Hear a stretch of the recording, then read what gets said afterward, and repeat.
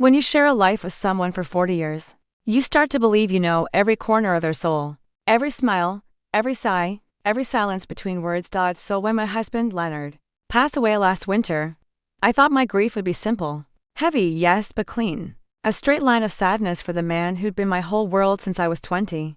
We'd met in church, back when I still wore my hair up and my dreams down low. Leonard was quiet, serious, not one of those smooth talkers the girls whispered about. He just looked at me once across the choir aisle, and I swear, I felt something move in the air. Like God had leaned in and said, this one for 40 years, that man was my anchor. He worked at the post office, never missed a Sunday service, and kissed my hand before bed, even when we were too tired to say goodnight.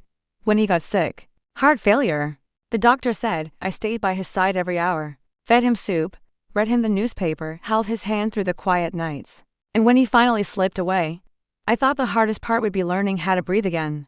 But grief plays tricks on you. It doesn't always scream. Sometimes it whispers and sometimes it knocks. 3 weeks after the funeral, I was cleaning out Leonard's closet, not because I wanted to, but because the smell of his shirts kept breaking me apart. That soft scent of cologne and old wood polish. I pulled down a box from the top shelf. An old shoebox taped at the edges. It was covered in dust, tucked behind some sweaters. I thought maybe it was old bills or photos, but when I opened it I found letters, dozens of them, folded neatly, tied with a ribbon that used to be white but had turned the color of tea. The handwriting, I'd know it anywhere. Leonard's, careful, patient, a little slanted to the right. My first thought was sweet, that maybe he'd written me notes I'd forgotten about. Little things from our early years. So I smiled even as tears ran down my face, and I opened the first one. But it didn't begin with my darling wife, or dear Lila.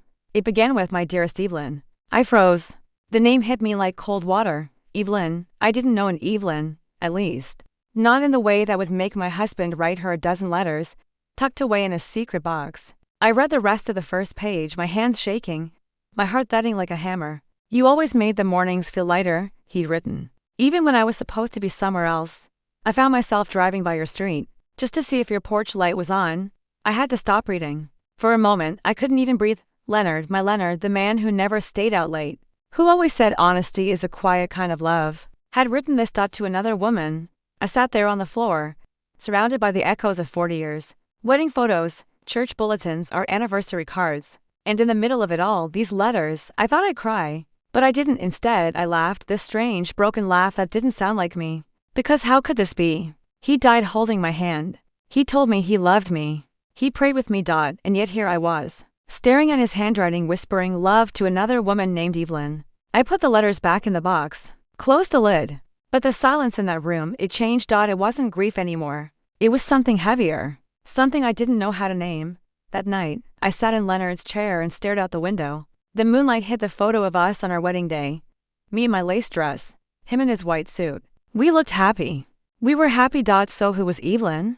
And why did my husband keep her in a box where only God and us could find her? That night I didn't sleep. The house was too still. It's funny how silence changes after someone dies. It used to be peaceful when Leonard was here. Now it just feels hollow. Every time the clock ticked, I heard his voice. Every creak in the floorboard, I thought it was him walking down the hallway. I sat there with that box of letters on my lap until the sun came up, my fingers tracing the ribbon like it was a wound I couldn't stop touching. Around 5 in the morning, I decided to read another one. The second letter started the same way. My dearest Evelyn, I keep your picture in the drawer at work. Some days, it's the only thing that keeps me steady. My breath caught. I wanted to stop. But there's something about pain, once you start uncovering it, it demands to be finished. The letter went on, you once told me that we were to lost ships, meeting in fog. Maybe that's true. Maybe that's why I can never really leave you. I read that line over and over. To lost ships. It sounded like something Leonard would say. He'd always had this poetic streak when he wanted to sound deep. I read every word, front and back. And then I reached the end, where he'd written the date. It was 27 years ago. 20-7 years. That was during our marriage. That was during the years when our son, Eric, was in middle school. That was when Leonard worked double shifts at the post office and came home smelling like rain and metal. I remember those years, the arguments, the exhaustion, the nights he came home late saying he'd stayed to help a coworker sort mail. Was that Evelyn? Was she the coworker? My stomach turned. I felt sick. It wasn't just the idea that he loved someone else. It was that he'd done it while I was cooking dinners for him, ironing his shirts, believing in the version of him that came home to me. I closed the letter, stood up and walked to the kitchen. The kettle was still half full from the day before. I made tea, but it tasted like nothing. Everything around me, the curtains, the old couch, even the morning light, looked strange. Like the house didn't recognize me anymore. At 9, my sister, Ruth, called. She's always been the loud one. She thinks the best way to comfort someone is to drown them in words. Lila, honey, I'm bringing by some casserole later, okay? You shouldn't be alone all day. Her voice was kind, but distant, like she was calling from a world that hadn't cracked open yet. I almost told her, almost said, Ruth, did you know Leonard had another woman? But I didn't, because once you say something out loud, it becomes real. So I said nothing. I just thanked her and hung up. When I turned back toward the table, the box was still there. It looked smaller in the daylight, less threatening. I thought maybe I'd imagined the worst of it. I opened another letter. This one was shorter, written on yellowed paper that looked like it had been folded and unfolded 100 times. I wish things had been different, but maybe God knew better. You gave me comfort when I didn't deserve it. I'll love you for as long as memory allows, and signed, yours always. L? He never signed L with me. He always wrote Leonard like he wanted no confusion. But here, he'd written L. Like a man who'd practiced being secret, I pressed the paper to my chest. It didn't feel like my husband anymore. It felt like a stranger who had borrowed his face. I wanted to throw the letters in the fireplace, to erase them. But something stopped me. Something about the name. Evelyn. It rolled around in my mind all morning like a stone that wouldn't settle. I felt like I'd heard it before, somewhere. But where? Around noon, I opened her old family photo album. I went page by page, birthdays, church picnics, Leonard's co-workers at the post office. And then I saw her. A woman in the back row of a staff photo. Light brown hair, blue cardigan. Kind eyes.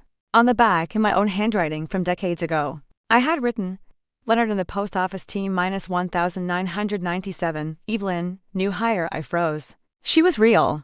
She had worked with him. And from the look on his face in that photo, that smile that wasn't for the camera, but for her, I suddenly knew everything. It wasn't a fantasy. It wasn't a fling. It was a piece of his life I'd never been invited to see. The rest of the day passed like a dream I couldn't wake from. I went through drawers, files, old notebooks. I found nothing else, just the letters. Only his words, frozen in time. When night came again, I sat in the dark. The box was open in front of me. The letters spread out like the ghosts of every truth I never asked to hear. I whispered, why didn't you tell me, Leonard? But the house gave no answer. Only the clock, ticking slow and steady like a heartbeat that didn't care if mine broke. And still, the name Evelyn echoed. Because even though I'd seen her face, I knew there was something I still didn't understand. Something more behind those words, I'll love you for as long as memory allows.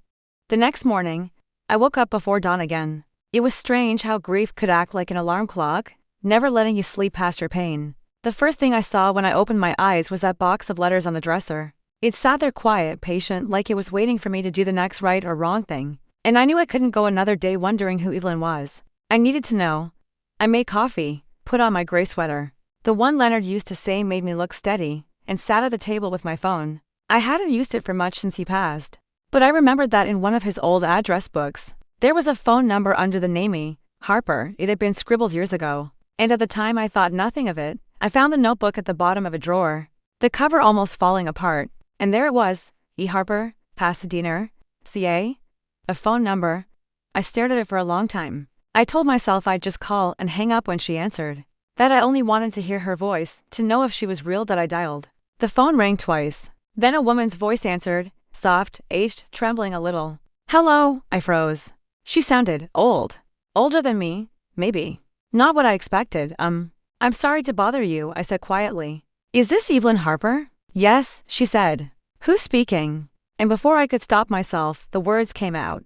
My name is Lila Moore. I believe. You knew my husband. Leonard Moore. There was silence. Not just the kind on the phone, the kind that seeps into your skin. Then, softly, she whispered, Leonard. Her voice cracked on the name like it hurt to say it. I did know him, she said after a moment. Many years ago. Her words came slow, careful. He was kind to me. I swallowed hard. Kind, I repeated like the word could undo the ache in my chest. I found letters, I said finally. After he passed. Letters he wrote to you, oh. She breathed. There was no shock in her tone, just sadness. As long as memory allows, she said quietly. He wrote that, didn't he? I nearly dropped the phone. That was the last line of his final letter. Yes, I whispered. He did, and then Evelyn began to cry. Not loud, not ugly, just soft. Helpless tears that sounded like they'd been waiting a lifetime to fall. I didn't know what to say. I wanted to hate her. But there was something in her voice, something that didn't match the story I'd built in my head. "Mrs. Moore," she said after a while, Would you come see me? I'd like to explain. If you can bear it." Everything in me screamed not to go, that nothing good could come from this. But curiosity is a cruel thing. It pulls you by the heart even when the mind begs to stay home. So that afternoon, I drove to Pasadena. Her house was small and neat, with rose bushes lining the fence. An oxygen tank sat beside the porch swing. When she opened the door, I barely recognized her from the photo in the old album. Her hair was white now, her body frail. But her eyes, those kind eyes, were the same. "Mrs. Moore," she said softly, "please come in." The house smelled like peppermint and medicine. Family photos filled the walls, children, grandchildren. And right in the center, a framed picture of Leonard. My breath caught. It was the same picture I had on my nightstand. The one from our 20th anniversary. She noticed my gaze and said quietly, "I didn't steal that. He gave me a copy himself." I couldn't speak. My hands trembled as I sat on the sofa. She poured tea with shaking hands, then sat across from me. And then she told me the story I didn't expect to hear. "I met Leonard in 1996, she began. "I was working part-time at the post office. My husband, Harold, had been diagnosed with early-onset Alzheimer's. Leonard was my supervisor. He used to help me fill out my shifts when I couldn't think straight from the stress." I said nothing. She went on. "One night, I broke down crying after work. I told him I didn't know how to keep taking care of a man who didn't even remember my name. He listened. He didn't touch me. He didn't say anything foolish. He just listened. After that, he started writing me letters. Not love letters, not at first. Just words of encouragement, scripture, advice, a few lines of hope." I blinked. "He said you were kind to him too," she added. "That you had a quiet strength he admired. He never stopped talking about you. Said you were his better half." "Then why write to you at all?" I asked. It came out harsher than I intended. She looked down, her eyes glistening. "Because I was dying in silence and he saw it. And maybe he was too in his own way. He told me he'd lost his brother to cancer that year. Said you were working 2 jobs. He said he didn't want to burden you." She took a shaky breath. I think that's when it turned into something else. Something that wasn't physical, but wasn't just friendship either. She looked straight at me. "He never stopped loving you, Mrs. Moore. But sometimes people love more than one person. Not out of betrayal, but out of need." Her voice broke. "And when my Harold passed, Leonard stopped writing. He said it was time to go back home to you." I sat there frozen. Every emotion I thought I understood was twisted inside out. I wasn't sure whether to cry or thank her. I finally asked, "Then why did he keep the letters?" Evelyn smiled faintly. "Because memory fades, Mrs. Moore. And he was afraid of forgetting the version of himself that was kind." For the first time since Leonard's death, I felt something other than pain, something closer to peace. When I left her house, the sky was orange with sunset. The air smelled like rain. I looked up and whispered, "You complicated man. I hope you found your rest." In the car, I held the letters one last time. They no longer felt like betrayal. They felt like proof that Leonard was human, flawed, tender, and searching for light like the rest of us. When I got back home from Pasadena that evening, the sun had already slipped behind the trees. The house greeted me with the same quiet as always. That kind of quiet that feels heavier than noise. But tonight, it didn't feel hostile, it felt gentle. I set the box of letters on the kitchen table. The ribbon was loose now, the paper wrinkled from my hands. But they didn't look poisonous anymore. They looked like what they truly were. Pieces of a man who tried to do good, and ended up tangled in the flaws of being human. I made a cup of tea and sat down. The steam rose between me and that box like a soft veil separating the living from the gone. And for the first time since Leonard's funeral, I spoke out loud into the empty room, "I forgive you." I said. The words felt strange, like they didn't belong to me yet. So I said them again, stronger. "I forgive you." And right then, I realized forgiveness wasn't about excusing what happened. It was about choosing not to let it rot inside you anymore. After a long silence, I got up, walked to my old writing desk, and pulled out a sheet of paper. It felt right to answer him, not with anger, but with truth. If he had written Evelyn, I could write him. The letter began simply, "Dear Leonard, I found your words. They hurt, yes, but they also reminded me that you were still capable of tenderness, even when the world had hardened you. I understand now that you were trying to carry too much. You carried me, our son, your guilt, and the weight of your own loneliness. I wish you had told me about her. I wish you had trusted that I could handle your cracks without running away. But maybe you didn't know how. I don't know what comes after this life, Leonard, but if there's a place where souls rest, I hope you're there, free of secrets, free of shame. You are my husband, and despite it all, You were a good man in your own way. I'll love you differently now. Not as the man I thought you were, but as a man you tried to be. Yours, Lila. When I finished, my hands were steady. My tears didn't fall out of sadness this time. They felt more like cleansing water. I folded the letter carefully and placed it inside the box with the rest of his. Then I took the box outside. The evening air was cool. Neighbors' windows glowed in the distance. I stood in the small patch of grass behind my house, the same spot where Leonard used to plant tomatoes every spring. I lit a match. For a moment, I hesitated. Then I whispered, "Goodbye, Leonard," and dropped the flame into the box. The fire caught slow, curling the paper into soft orange tongues that licked the night. The smoke rose gentle, almost graceful, and I watched the letters turn into ash, drifting upward like the weight leaving my chest. By the time it was done, I felt lighter. Not happy, just free. Inside the house, I put the kettle back on the stove, sat in his chair, and looked at the empty space where the box used to be. That's when I realized something. For 40 years, Leonard had been the center of my world, and now, for the first time, my world was mine again. I decided to do something he never would have, something for myself. The next morning, I packed a small suitcase and drove to the beach. I hadn't seen the ocean in years. When I stepped onto the sand, the wind hit my face like a baptism. The waves roared, endless and alive, and I thought, this is what forgiveness sounds like. I stayed there until sunset. I watched the sky turn from gold to deep red, and for the first time since his death, I felt no anger, no betrayal, only gratitude. Gratitude that I had known love, even if it wasn't perfect. Gratitude that I had the strength to face its shadow and still stand tall. When I came home that night, I put one last picture of Leonard on the mantle. Not the wedding photo, not the church one. It was the candid shot our son took of him laughing in the garden, dirt on his hands, sunlight on his face. That was the Leonard I chose to remember, not the man of secrets, but the man who once built me a world out of small, good things. Now, when people ask me if I ever stopped loving him, I smile. Because love doesn't vanish when trust breaks. It changes shape. It becomes quieter, wiser, like the way the tide still returns, even after the storm has passed. So yes, I still love him. But now I love him with both eyes open, and when I walk past that garden in spring, and see the first green shoots push through the soil, I whisper, "Look, Leonard, I kept the tomatoes growing." Did you like the story? Where are you listening from? If you've ever had to forgive someone who hurt you deeply, you already know, it's not weakness. It's power wrapped in peace.